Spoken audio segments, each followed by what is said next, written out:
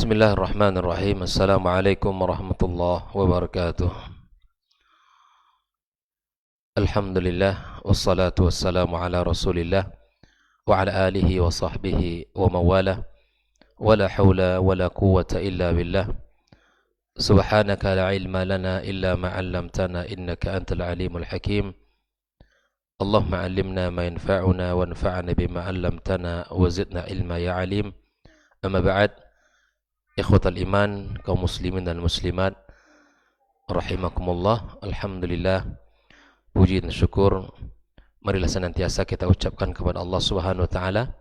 Kembali pada pagi yang berkah ini kita menjadi tamu Allah Subhanahu wa taala di rumahnya. Maka apabila kita menjadi tamu Allah, kita akan mendapatkan banyak pelayanan, kebaikan, pahala yang Allah berikan kepada siapapun dari umatnya, dari hambanya. Alhamdulillah kita bisa bersama-sama di rumahnya yang mulia. Mudah-mudahan ibadah salat kita, kemudian zikir-zikir kita serta doa-doa kita mustajab dan diterima Allah Subhanahu wa taala. Kemudian kita lanjutkan sejenak dalam majelis yang mulia ini untuk mempelajari agamanya agar kita bisa mengamalkan Islam dengan sempurna sesuai dengan panduan yang telah dicontohkan kepada kita. Kemudian ucapan salat dan salam untuk Nabi Muhammad sallallahu alaihi wasallam. Mudah-mudahan kita mendapatkan syafaatnya pada hari kiamat kelak. Kembali kita bersama kitab Ad-Durus Al-Muhimmah li'amatil ummah li samatil Syekh bin Baz rahimallahu taala rahmatan wasi'ah dalam pembahasan adab-adab Islam. Pagi ini di antara adab yang mesti kita jaga adalah inda safar, ya, setelah kita membahas adab masuk dan keluar rumah dan masuk dan keluar masjid, ya, lanjut kepada pembahasan inda safar, di saat kita ingin melakukan safar. Siapapun di antara kita pastilah mengalami yang namanya as-safar, baik itu jaraknya dekat maupun jauh, karena kita makhluk yang tidak bisa berdiri sendiri. Mungkin safar ingin melakukan sebuah menuntut ilmu, atau safar untuk menjenguk saudara dan keluarganya, atau safar untuk sebuah kepentingan, ya, tijarah dan lain sebagainya. Maka siapapun di antara kita yang ingin safar, maka kita harus memperhatikan adab-adab yang telah dicontohkan dalam Islam. Maka di sini dijelaskan oleh Syekh Ahmad At-Tuwayan, yusra'u lil muslim inda safari adabun azimah. Ya, disyariatkan bagi setiap muslim ketika ingin safar adab-adab yang agung. Apa saja? Yang pertama adalah taudi' may yusafiru anhum. Kita mendoakan orang yang ingin safar tersebut.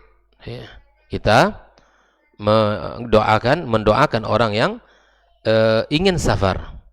Seperti yang disampaikan, mungkin safar karena ingin silaturahim, safar karena kepentingan tijarah, safar ingin berkunjung ke saudaranya, atau karena menuntut ilmu dan sebagainya. Banyak hajat kita yang membuat kita bisa berangkat meninggalkan tempat tinggal kita. Namun kita harus faham bahwa setiap kali kita safar ada adab yang mesti kita jaga. Di antaranya adalah kita mendoakan mereka.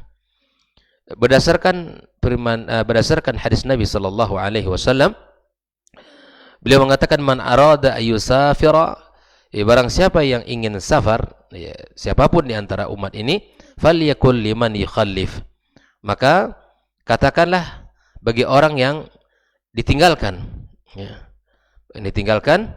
astaudi'ukumullah alladzi la tadi'u wada'i'ahu. Aku titipkan kalian, kita ingin safar, aku titipkan kalian kepada Allah, yang mana tidak akan hilang dan sia-sia titipannya.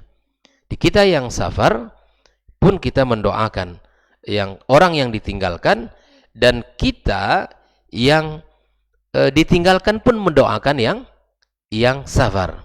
Jadi antara doa yang kita berikan kepada orang yang safar adalah dengan berbagai macam doa. Seperti kita katakan misalnya astaudiukumullah, ya, aku titipkan kalian kepada Allah, ya, wa zawwadakumullahu taqwa, kepada Allah SWT dijadikan ketakwaan sebagai bekal kalian dalam safar. Ini, kita doakan agar Allah Subhanahu wa taala, ya, yang kita titipkan segala sesuatu padanya. Nah, atau rafatkumus salamah, semoga Allah SWT sertai kamu dengan keselamatan dalam segala perjalanan safar kamu, gitu kan? Dan seterusnya. Maka doakan. Yang penting di sini adalah di mana kita saling mendoakan orang yang musafir dengan orang yang akan ditinggalkan. Lalu kemudian bagi orang yang safar, hendaklah juga membaca doa safar, seperti yang disebutkan di dalam hadis Abdullah ibnu Umar, bahwa Rasulullah SAW apabila dia telah naik di atas kendaraannya, maka dia bertakbir 3 kali. Ya. Hari ini kendaraan kita apa? Motor, mobil, atau pesawat misalnya. Kalau kita ingin safar dengan pesawat atau mungkin dengan kapal, ya, maka setelah naik kendaraan kita baca Allahu Akbar, Allahu Akbar, Allahu Akbar, seperti Nabi dijelaskan oleh Abdullah ibnu Umar, Subhanalladzi sakhkhara lana hadza wa ma kunna lahu muqrinin wa inna ila rabbina lamunqalibun. Allahumma inna nas'aluka fi safarina hadza albirra wat taqwa wa minal amali ma tarda. Allahumma hawwin alaina safarana hadza wa twi anna bu'dah. Allahumma anta as-sahibu fis safar wal khalifatu fil ahl. Allahumma inna na'udzubika min wa'tha'is safar wa ka'abatil manzar wa su'il munqalab fil mali wal ahl. Nah, ini. Jadi kita baca doa ini kita ingin safar. Siapapun hendak menghafal doa ini. Hendaklah dia bisa menghafal doa ini karena kebutuhan kita. Ya, siapapun di antara pastilah pernah melakukan safar. Mungkin pulang kampung dan sebagainya. Ya, maka itu agar kita bisa menjalankan sunnah ini mesti kita hafal. Kalau kemudian kita pulang ke rumah, maka kita katakan aibuna taibun abidun li rabbina hamidun. Ini doa ketika kita pulang. Ya, wa idza raja'a qalahunna wa zada fihinna. Doa tadi dibaca, kemudian kita baca tambahan doa ini, aibuna taibun abiduna li rabbina hamidun. Rawahu Muslim. Ikhwa fillah, di samping doa untuk yang kita tinggalkan, kemudian doa untuk kita yang ingin safar, kemudian adab yang berikutnya adalah at-tarakhus bi rukhsas safari min qasaris shalah. Kita manfaatkan rukhsah dalam salat. Di safar itu kita diberikan keringanan, di mana kita boleh untuk mengqasar dan menjamak salat kita. Maka kita lakukan itu.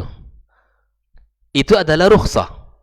Mengambil fasilitas yang diberikan, menggunakan kesempatan itu agar kita bagian daripada mempraktekkan sunnah dalam agama kita.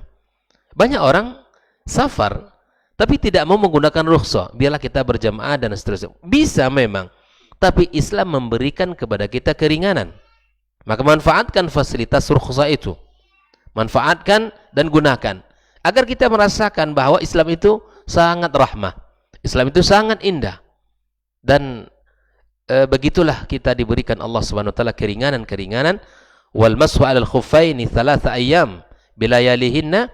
Kita mengusap khuf kita 3 hari 3 malam. Wal fitr fis safar, begitu juga ya mungkin kita di bulan Ramadan nanti kalau safar, dan itu dibolehkan bagi seseorang untuk berbuka di siang harinya.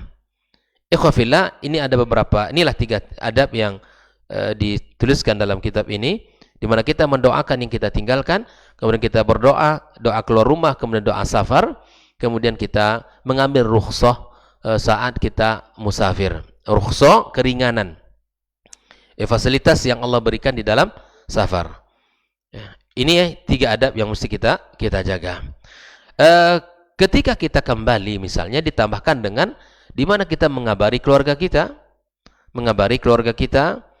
kemudian kita ya mempersiapkan diri kita, ya mempersiapkan diri kita agar keluarga yang kita temui dalam keadaan bersih dan keadaan kita ya telah wangi.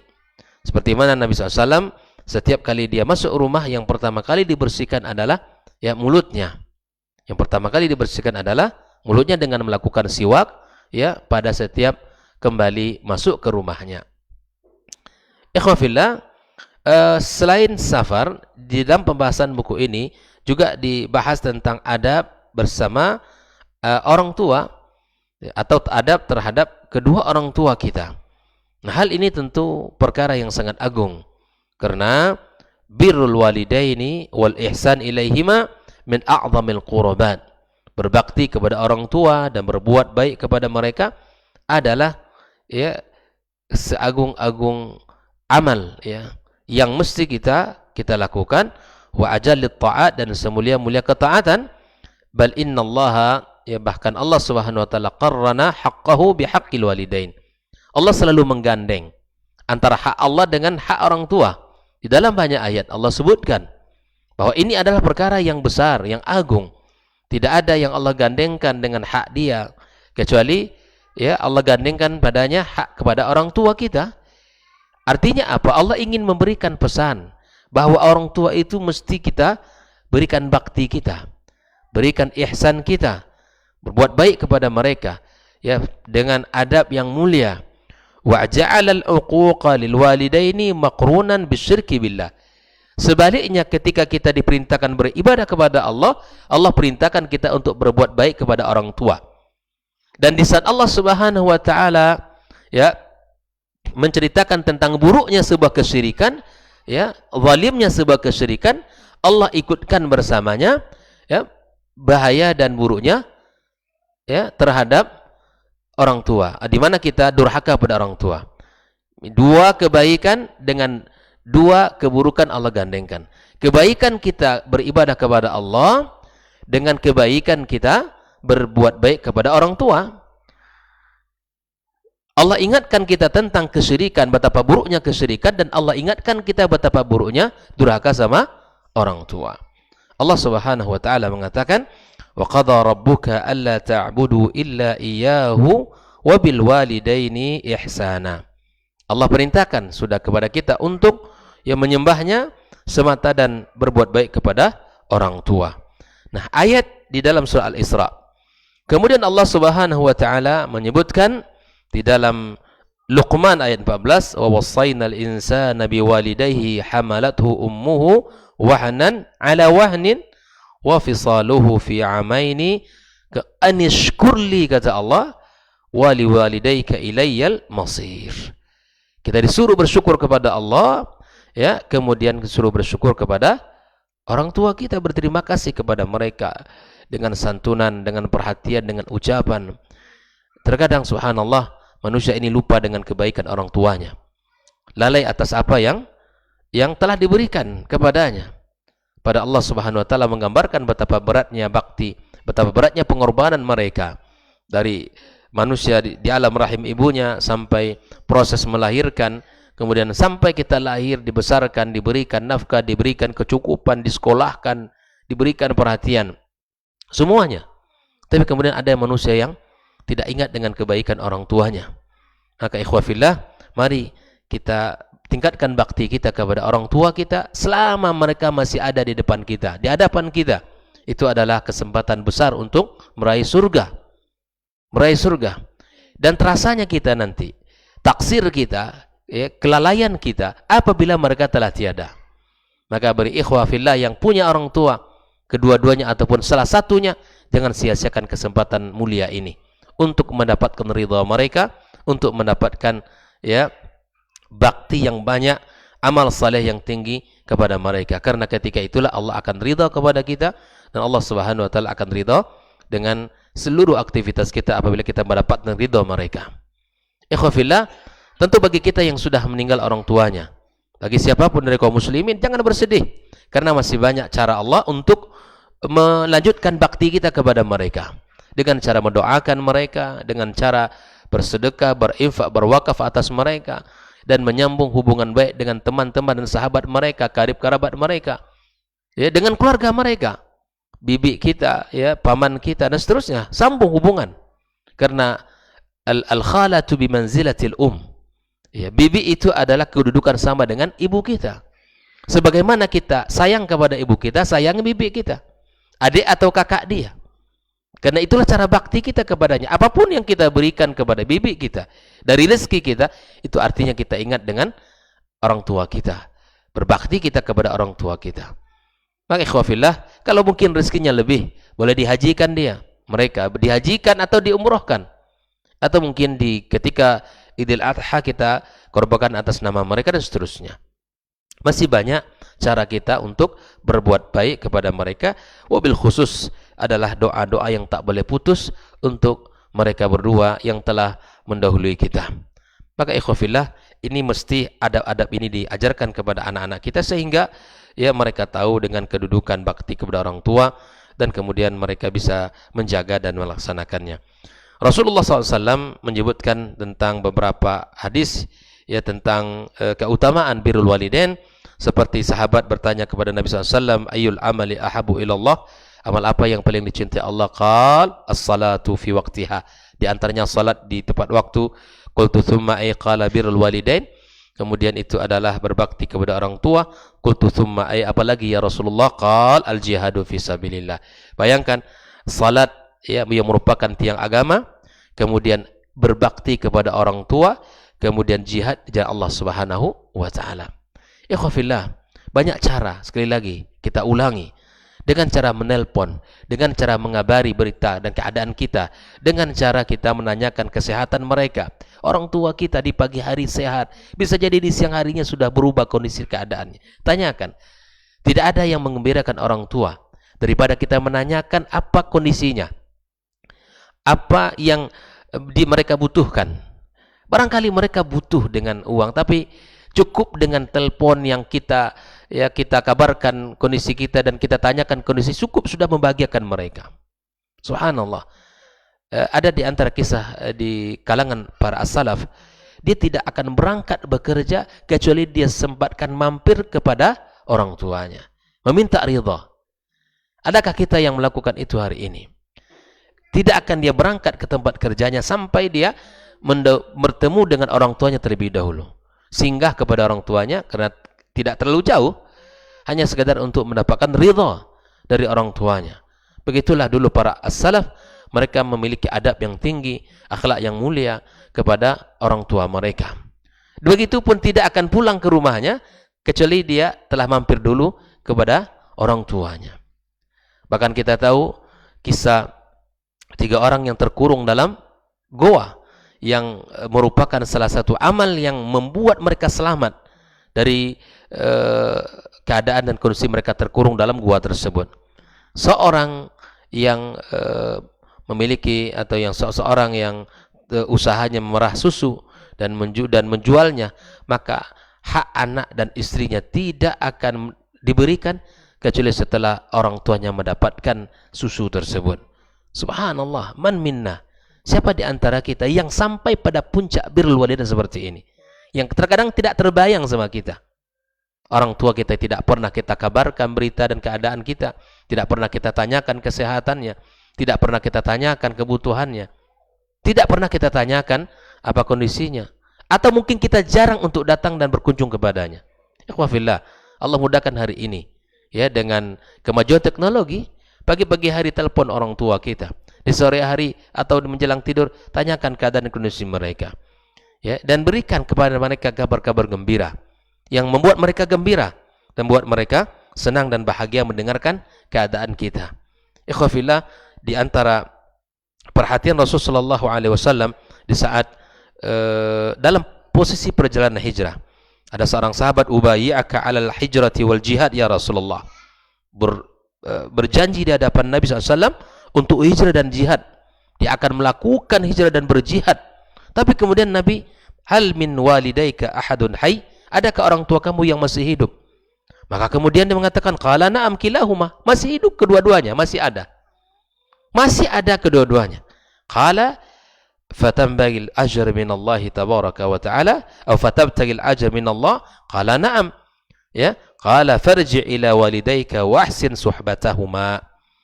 Engkau mencari pahala di sisi Allah? Qala iya, saya ingin cari pahala. Maka kemudian Nabi menyuruh orang ini untuk ya kembali ke rumahnya, berbakti kepada kedua orang tua dan berbuat baik kepada mereka berdua. Bayangkan. Bukankah jihad adalah puncak daripada amal Islam yang paling tinggi? Bukankah dia kemuliaan? Bukankah hijrah juga merupakan amal saleh? Tapi kemudian Nabi menyuruh dia kembali ke rumah agar dia berbakti kepada orang tua. Ini menunjukkan betapa tingginya berbakti itu. Betapa tingginya kemuliaan orang yang berbuat baik kepada kedua orang tua. Bahkan Nabi sallallahu alaihi wasallam menyebutkan masuk surga ya orang yang berbakti kepada orang tuanya. Berbakti kepada orang tua itu ikhwafillah adalah sebab yang agung kita akan mendapatkan surga Allah Subhanahu wa taala. Bahkan Nabi SAW sampai mengatakan raghima anfi rajul ya, sampai 3 kali. Tertukik hidung artinya hina seorang laki-laki. Kapan? Siapa? Qala man adraka walidayhi indal kibar au ahadahuma au kilaihima thumma lam yadkhil jannah. Yang bertemu dengan kedua orang tua atau salah satu dari mereka, hidup bersama mereka, tapi kemudian keberadaan orang tua atau salah satu orang tua mereka tidak membuat dia bisa masuk surga. Waliyadzubillah. Orang seperti ini keadaannya adalah orang yang merugi, orang yang celaka, orang yang hina. Di depan dia ada sebab yang agung untuk bisa masuk surga, tapi dia tidak gunakan itu untuk mendapatkan surga Allah Subhanahu wa taala. Maka ikhwafillah, ada sebuah kisah yang sangat luar biasa. Dikisahkan bahwa ada seorang anak kecil yang masih kecil ya, yang masih kecil sekali, dia menggambarkan membuat rumah, lalu kemudian menyebutkan ini kamar 1, kamar 2, kamar 3. Ada kamar kecil di belakang paling sudut, sempit dengan ukuran yang tidak layak sekali. Maka tertariklah seorang ayah bertanya, ini kamar siapa nanti? Ini kamar siapa? Ini kamar siapa? Kalau ini kamar kakak, ini yang kecil ini kamar siapa? Kata dia, inilah kamar ayah nanti waktu ayah tua. Ayahnya bertanya, kenapa ini? Kenapa kamar ayah diletakkan di paling kecil? Karena ayah meletakkan ya nenek di tempat yang paling sempit. Bayangkan, apa yang mereka tengok, apa yang mereka lihat, mereka lakukan. Ya. Kamar yang paling sempit itu adalah dicadangkan untuk kamar ayahnya ketika ayah sudah tua. Kenapa? Karena dia melihat bahwa ayah dia memperlakukan orang tuanya dengan hal yang sama. Maka anak akan melakukan apa yang dilakukan oleh ayah. Makanya di antara perkataan ya, birru aba'akum tabirrukum abna'ukum. Berbaktilah kalian kepada orang tua kalian, maka niscaya anak kalian akan berbakti kepada kalian. Apa yang kita lakukan kepada orang tua kita, itu akan dilakukan oleh anak-anak kita. Salah satu kunci anak kita berbakti kepada kita, tunjukkan bakti kita kepada orang tua kita. Sebutkan, nak besok kita berkunjung ke rumah nenek dan kakek. Ini adalah amal mulia dalam Islam. Sebutkan itu. Kalau itu hanya bukan berkunjung balik kampung, bukan. Tapi ini perintah agama. Sebutkan ayatnya, sebutkan hadisnya, sebutkan keutamaannya. Sehingga anak itu terbangun padanya. Hal ini. Di balik kampung kita itu bukan sekadar pulang kampung melepas rindu, bertemu kerabat, tapi sampaikan. Ini yang sering kita sebut dengan dialog iman. Ini yang kita sering sebut bahwa ini adalah penanaman iman, bahwa kita nak berkunjung balik kampung ini adalah untuk menjalankan perintah Allah, perintah Nabi SAW, berkunjung berbakti dalam rangka berbakti kepada orang tua, abi dan umi. Maka dia akan menyimpan memori itu, ikhwafillah. Dia akan menyimpan kenangan indah itu. Dulu ayah saya, dulu ibu saya, umi saya, ya berkunjung kepada orang tuanya. Maka mungkin saat kita telah tiada, ya, dia akan menceritakan itu kepada anak-anak mereka.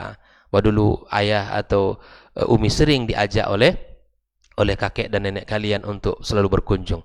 Ajari adab itu dan tanamkan kepada mereka agar mereka bisa menyambung hubungan baik dengan keluarganya. Kita tutup dengan hadis Nabi SAW tentang ridha Rabbi fi ridhal walidaini wa sukhtuhu fi sukhtihima, bahwa ridha Allah berada pada ridha kedua orang tua dan murkanya Allah yang berada pada murkanya orang tua. Bahwa birrul walidain adalah sebab mendatangkan ridha Allah Subhanahu wa taala. Kemudian Nabi juga menyebutkan bahwa berbakti kepada orang tua sebab di mana Allah akan tambahkan usia dan tambahkan rezeki. Tambahkan usia dalam makna Allah Subhanahu wa taala memberkahi usia kita, umur kita.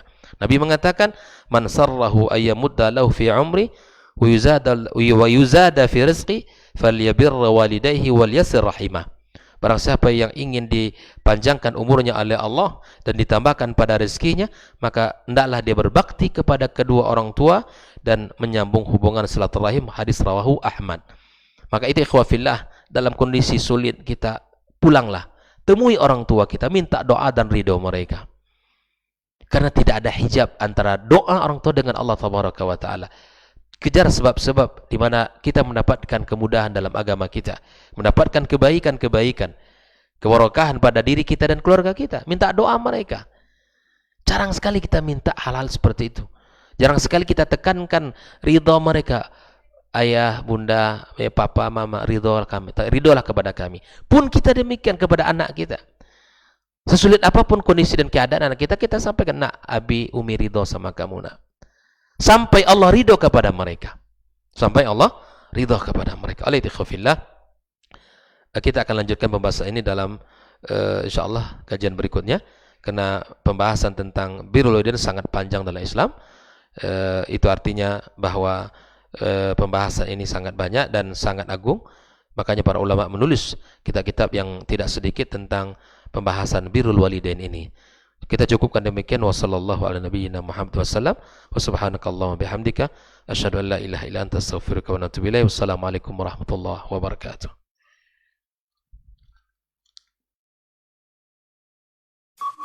Dr. Dasman Yaya Ma'ali LCMA Hafizahullah, Dr. Helmi Basri LCMA Hafizahullah, Dr. Hidayatullah Ismail LCMA Hafizahullah.